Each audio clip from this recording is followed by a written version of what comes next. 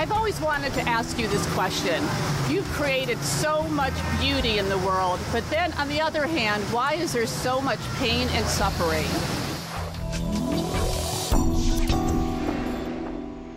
Creator God, we do appreciate the beauty, but not the pain, not the suffering. Why do we have to have the pain and the suffering in this world? Why not just all the beautiful stuff? I do have the one last package, though. I promised we would open this last package, and remember, we were saying these packages were for our children, so here we go. Here's my package.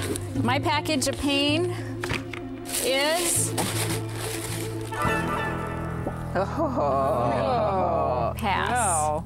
Now we know why. Life would be so glorious if that happened. Pain. No pain. A world without pain, a whole world, no pain whatsoever. What do you think? I think that's everyone's dream. Yeah. That we have built our lives and worked hard enough, and we're righteous enough, we're worthy enough to where there should be no pain in our lives at all.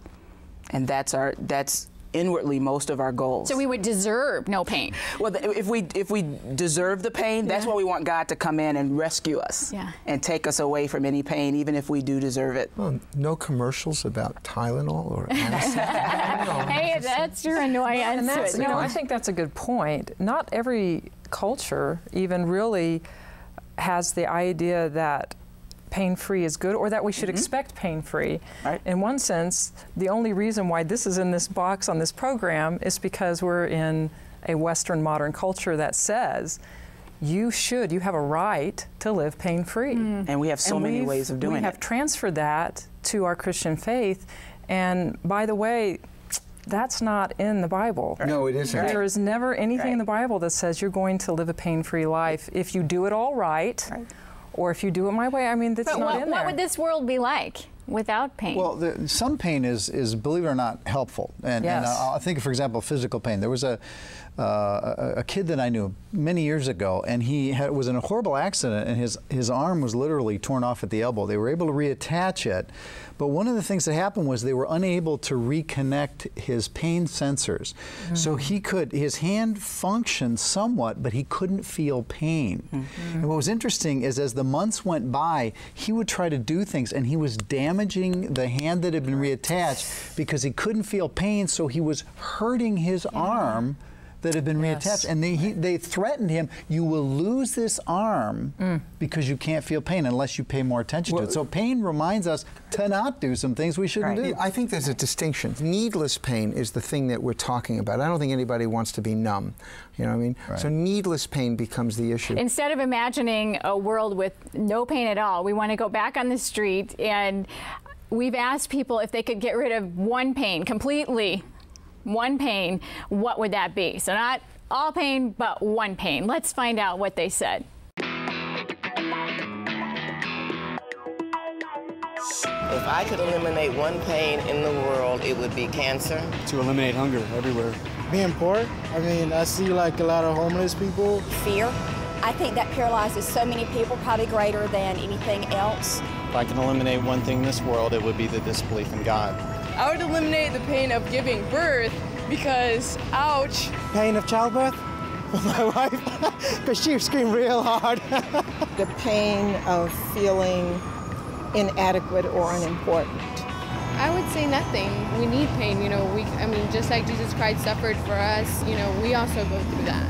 2 years ago, about now, I got back from Africa on a missions trip. Seeing little kids die of AIDS was rough. And I would end that today. It'd be done. So we'd like to end all pain, but what if we could end one? If I could end one, it would be the person feeling unloved and being connected in a family or community. It's interesting, Mother Teresa, having worked, of course, with some of the worst diseases in the world, seeing people dying all the time, and we think of that poverty and that terrible circumstance, but she also traveled around the world to Western countries and to rich places, and finally someone asked her, well, what is the worst disease? And she replied, loneliness, a sense of not being wanted, is the worst disease today in the world. Interesting. And one of the people on the street said fear. Fear. Fear and loneliness and not being loved. if we could eliminate the one pain, it's the pain of alienation from God. Wait, that just a minute. We haven't had a jargon word. Let's hear about alienation. Put it in there. Okay. Right, just alienation. Make sure that my daughter gets it. That's close. Yeah. The pain of separation from God that ultimately all the other things manifest from. And that's... Manifest? You know, oh, yeah, here we go again. Actually, I'm going to raise myself, too. I'm on a diet now. But I mean, this separation, and I think that if we could eliminate that, if we could connect with God in such a way as we have that faith that we can walk with Him in, then we'll be able to encounter all the other pains in some way where we'll be able to handle it. We'll be able to make it work. Are you saying that from experience, or are you saying that's how it ought to be? I think both. I think there are times when my lack of that relationship has amplified the pains of my circumstances. And those times when I felt closest to God, the pains were mitigated. Oh, wait a minute. Let me ask you this. Did you ever have both? Did you ever feel close to God and also still in great pain? Yes and no. I mean, it's interesting. I walked around going, you know, this girl had dumped me. I was just terribly broken hearted. God has restored it with my wife. But I walked around going, all I have is the head of, the helmet of salvation. Everything else is gone. You know? But I had that, so I had this one thing holding on to.